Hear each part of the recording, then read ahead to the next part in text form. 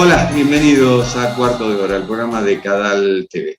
En vísperas de la visita a Corea del Sur de la vicepresidenta de Estados Unidos, de Kamala Harris, Corea del Norte lanzó un misil balístico al mar de Japón y unos días antes, dos en sus propias aguas.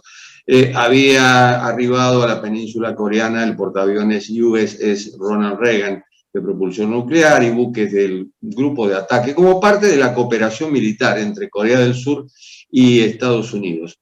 De eso es de lo que nos enteramos habitualmente. Es decir, cuando el líder de Corea del Norte, que es Kim Jong-un, aumenta sus ensayos armamentísticos este año a un ritmo récord. Pero mientras tanto, ¿cómo viven los 26 millones de habitantes de Corea del Norte sin contacto con el exterior? Viven a merced de un régimen cerrado, aislado, quizá el más cerrado y aislado del mundo. Las Naciones Unidas crearon en 2004 el cargo de relator especial para investigar e informar al Consejo de Seguridad y a la Asamblea General sobre la situación de los derechos humanos en Corea del Norte.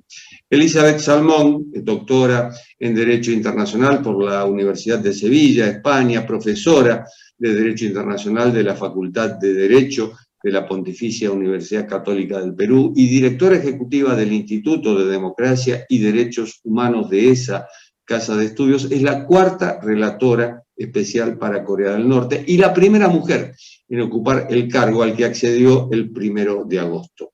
En octubre presentará su primer informe sobre Corea del Norte ante la Asamblea General de las Naciones Unidas. Entre el 29 de agosto y el 3 de septiembre se reunió con los ministros de Asuntos Exteriores y de Unificación de Corea del Sur, así como con 11 grupos de activistas de derechos humanos. Elizabeth, la pregunta es, ¿cuál es su impresión después de este primer viaje oficial, digamos, a Corea del Sur? Gracias, Jorge, por esta invitación a los amigos de Cadal. Bueno, para mí es un gusto, en primer lugar, estar hablando en español sobre este tema, porque creo que los problemas, todas las circunstancias de la República Democrática Popular de Corea o Corea del Norte, a veces resultan un poco desconocidas en nuestra región, y creo que estos espacios son muy, muy valiosos como latinoamericana. A ver, esta visita fue una visita realmente rápida porque recién el 1 de agosto de este año empezó formalmente mi periodo como relatora especial y rápidamente se organizó esta visita para ir a Corea del Sur, concretamente a Seúl, para tratar de entrar en contacto directo tanto con las organizaciones de víctimas, de familiares, también con las organizaciones de la sociedad civil que trabajan estos temas, con funcionarios del gobierno, con personas escapadas de Corea del Norte, y todo eso con miras a formular mi primer informe ante la Asamblea General de las Naciones Unidas, que será este 26 de octubre. Mi impresión ha sido la de una sociedad civil muy activa, muy pujante, muy preocupada y muy concernida con los asuntos de Corea del Norte. Y creo que ese es un valor, el valor de la solidaridad que no debemos perder. Le pidieron especial atención a la situación de los prisioneros de guerra, los secuestrados y las familias separadas. En efecto, en realidad, por más que podamos hablar de una guerra activa, ¿no es así? Relativamente antigua en el tiempo, del 50 al 53, en realidad los efectos en el tiempo de cualquier conflicto armado no acaban con la guerra, sino que continúan a través del dolor de las familias, de los propios combatientes, prisioneros que ven permanentemente dañada su salud física, emocional, y quizá los daños que son más reparables, que es todo el tema de las consecuencias económicas. El dolor de las familias separadas, mira, es algo que en realidad no necesitaba traductor para entenderlo. Durante la visita y las conversaciones que tuve, creo que el dolor, la esperanza, el sufrimiento y también el deseo de vivir en libertad es algo que se transmite mirándose a los ojos. Creo que además como peruana, como latinoamericana, eso me resultaba tremendamente importante y además con una empatía total. Creo que vivimos en una zona del mundo también donde no estamos exentos de ese tipo de sufrimientos, así que para mí fue una experiencia muy importante y sobre todo una experiencia frente a la cual me sentí muy cercana. De hecho, los dos países continúan en guerra, es decir, hubo un armisticio, pero técnicamente están en guerra. Y ha de ser la frontera más extraña del mundo, con los soldados mirándose a las caras los unos a los otros, ahí en el paralelo 38, el Panmunjom, y un puente que se llama el puente del no retorno, en el cual, si no me equivoco, ha habido un solo encuentro entre familiares. Uh-huh. Precisamente hace unos días el gobierno de Corea del Sur ha planteado una oferta, una disposición a llevar a cabo un encuentro de familiares. Yo espero que más allá de las dificultades políticas, militares, de toda índole, ambos gobiernos puedan ponerse de acuerdo para abordar este tema por razones estrictamente humanitarias. Yo creo que aquí eso, lo humanitario, lo que nos define como seres humanos, debería primar frente a cualquier otro interés. ¿Cómo se hace cuando no fluye información desde adentro y a su vez el régimen de Corea del Norte se muestra absolutamente renuente a recibir a las Naciones Unidas porque la consideran algo así como un apéndice de su principal enemigo, que es Estados Unidos? En efecto, ¿no? El tema de la falta de información proveniente del propio Estado dificulta tremendamente el trabajo de Naciones Unidas. Creo que eso no hay que negarlo, más bien hay que aceptarlo, enfrentarlo y ver en la medida de lo posible cómo se puede superar. Durante estos 18 años, Corea del Norte no ha reconocido este mandato de Naciones Unidas, de los relatores anteriores, Vitit Muntarbón de Tailandia, Darusman de Indonesia y bueno, Tomás Ojea Quintana de Argentina. Y esta línea de conducta se ha mantenido pues rápidamente. El Ministerio de Relaciones Exteriores de Corea del Norte, un órgano oficial, hay que decirlo, ha reiterado esta posición y bueno, creo que con los argumentos de siempre. ¿Cómo se lucha contra eso, no? Por eso yo tenía un particular interés en visitar Corea del Sur, porque no hay país en el planeta que sea más sensible, que esté más directamente concernido por los problemas de Corea del Norte. Y además es el país donde se encuentra el mayor número de personas que ha escapado de Corea del Norte. Entonces, poder conversar con ellos, escuchar su experiencia, trabajar con organizaciones que los agrupan, etcétera, creo que da una información muy directa y de primera mano, además.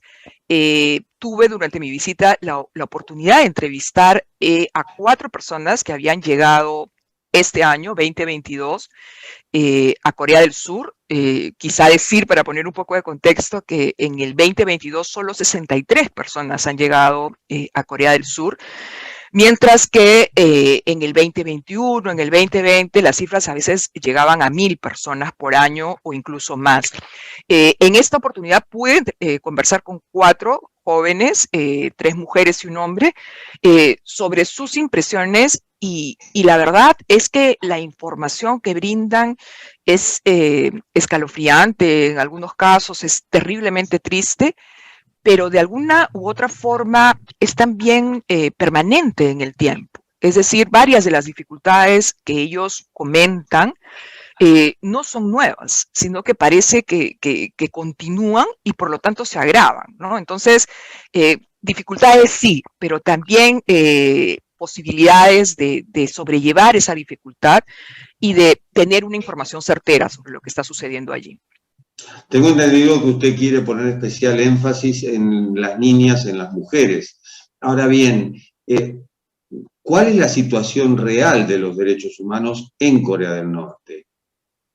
Bueno, como sabes, desde enero del 2020 las fronteras se cerraron a cal y canto, ¿no? En Corea del Norte, y esto teniendo un contexto de crisis alimentaria, de inseguridad alimentaria, de inseguridad en la salud, porque el sistema de salud en Corea del Norte antes del COVID-19 es ya un sistema frágil, con múltiples dificultades, dificultades que incluso ha reconocido Kim Jong-un en el discurso que ha dado la semana pasada frente al Congreso del Partido de los Trabajadores. Entonces, todo eso hace pensar que la situación en estos momentos en Corea del Norte, de acuerdo a diversas fuentes, no solo a partir de los testimonios, sino del trabajo de múltiples organizaciones en Corea del Sur, en Estados Unidos, en Japón, múltiples actores concernidos que tienen la capacidad incluso de visualizar por satélites la ubicación de campos de prisioneros, etcétera. Todo indica que la situación de derechos humanos está muy deteriorada, están enfrentando graves dificultades en términos de alimentos, de fertilizantes para trabajar la tierra, ni qué decir de la pérdida de libertades, de la no posibilidad de movimiento, ni siquiera al interior de Corea, ni mucho menos para salir, por supuesto. Y en todo este contexto, Jorge, yo he querido, y lo has mencionado muy bien, tratar de dar un paso más en el trabajo de los relatores y relatoras, tratando de focalizar mi esfuerzo en determinados grupos dentro de la sociedad norcoreana. Estos grupos, voy a empezar con el tema de mujeres y niñas, porque me parece que es muy importante poner sobre la mesa la situación que están viviendo, pero quería explicarte que esta identificación de esos grupos a los que voy a ir prestándoles atención a lo largo de este tiempo, se hace en base a dos criterios. Uno es el número de obligaciones que ha aceptado voluntariamente Corea del Norte con relación a ciertos grupos específicos, y en el caso de mujeres y niñas, Corea del Norte es parte de la Convención que protege los derechos de las mujeres y también es parte de la Convención sobre los Derechos del Niño. Además, en el examen periódico universal, Corea del Norte aceptó un gran número de recomendaciones que le hicieron los Estados miembros del Consejo de Derechos Humanos de Naciones Unidas, y muchas de esas recomendaciones tienen que ver precisamente con la situación de mujer. Entonces, ese es un primer criterio. El segundo criterio, o sea, creo que hay un marco normativo fuerte, sólido, que permite una exigencia específica por parte de la comunidad internacional. Y de otro lado, la situación que viven, ¿no? En el caso de las mujeres, las mujeres están obligadas, como los niños, a pagar, a entregar ciertas cuotas de productos, de servicios al Estado. Las mujeres tuvieron a su cargo el trabajo en estos mercados informales que el gobierno permitió durante una época, pero que ahora no funcionan. Y entonces sobre ellas está pesando estas tareas, aparte de las labores de cuidado que se generan con una enfermedad y que lamentablemente recaen en las mujeres, incluidos los enfermos de COVID. Entonces, creo que estos dos factores, tanto uno técnico, legal, que se basa precisamente en las obligaciones que ya aceptó soberanamente Corea del Norte, y de otro lado, esta situación urgente que no debe ser aceptada y tampoco pospuesta, es la que me ha empujado a tener este enfoque particular. ¿Eso significaría brindarles ayuda dentro de Corea del Norte? Bueno, para proceder a eso se requiere el consentimiento, ¿no es así?, del Estado. Entonces, mi idea es, en primer lugar, darle visibilidad a ciertas situaciones que quedan a veces un poco ocultas dentro del panorama grande. En segundo lugar, a partir de este estudio de grupos específicos, convocar a nuevos actores, nuevas agencias, nuevas organizaciones, y que se acerquen al tema de Corea, que no lo olviden, que no renuncien a trabajar el tema de Corea. Entonces, en el tema de mujeres, niñas, por ejemplo, hay una serie de entidades que de pronto no son expertas en Corea del Norte, pero sí en el tema de mujer, de niñas, y por lo tanto, yo lo que quiero, muy modestamente, por supuesto, es llevar un aire fresco al estudio, al acercamiento y por lo tanto a las recomendaciones. También de lo que estoy planteando y lo que espero es que, si bien es cierto que Corea del Norte no reconoce el mandato que yo tengo, en 2017 sí permitió el ingreso, la única vez, de una relatora sobre el tema de los derechos de las personas con discapacidad, Catalina de Bandas, costarricense. Entonces yo creo que de pronto lo que se puede conseguir es que pueda ir algún otro relator, relatora que ve estos temas y coordinar también con las agencias que brindan ayuda humanitaria la posibilidad de brindar esta ayuda sin discriminación y priorizando a grupos en situación de vulnerabilidad.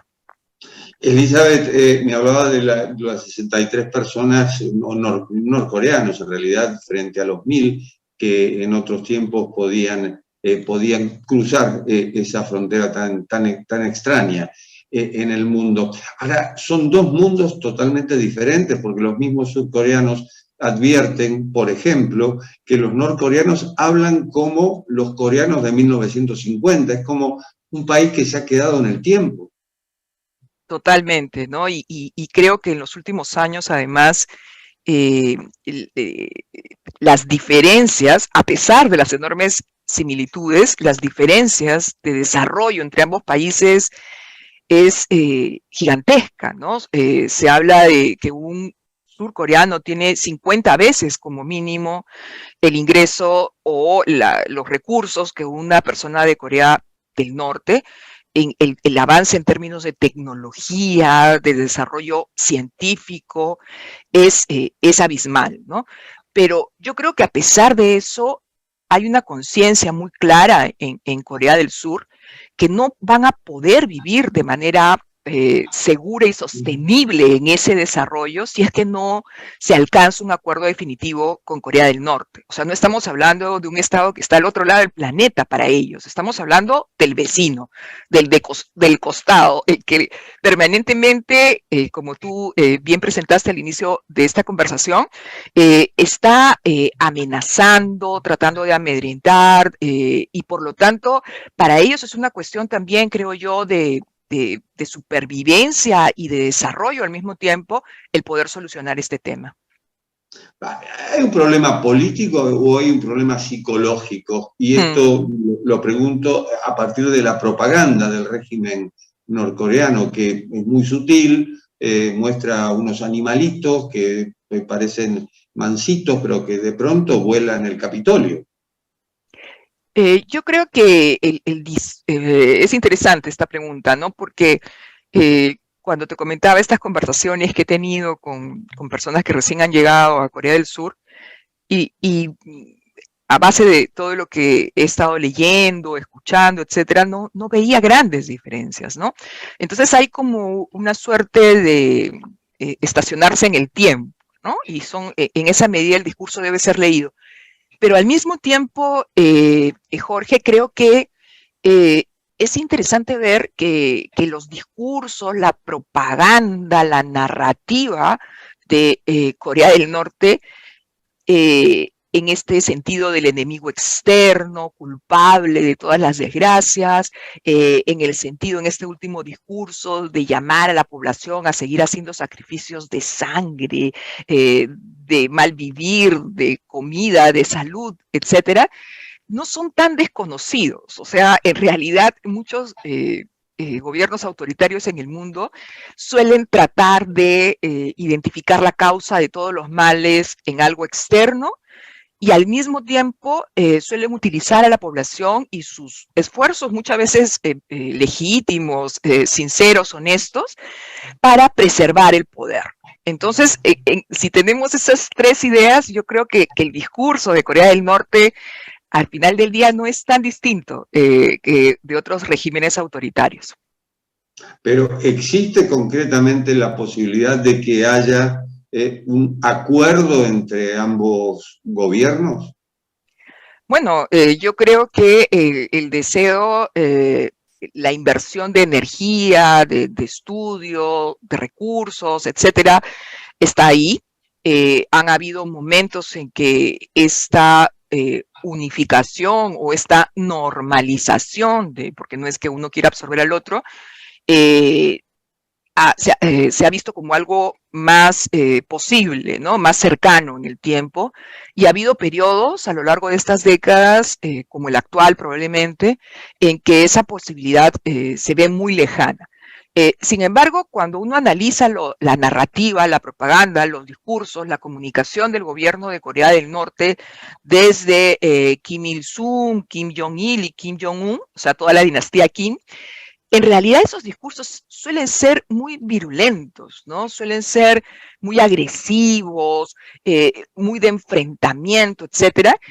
Y al ver cómo ese discurso se mueve en diferentes paralelos, también creo que se puede llegar a la conclusión que es un discurso que alimenta su propia narrativa, es un discurso que se da para la población, para amedrentar un poco a los vecinos, pero bajo ese mismo discurso también han habido algunos vaivenes, ¿no? En Corea del Norte. Así que no es un buen momento para, lamentablemente, para el multilateralismo, para las conversaciones de paz, para poder encontrar una solución civilizada a los conflictos, tal y como está el mundo en ese momento, pero yo creo que esa posibilidad está siempre abierta.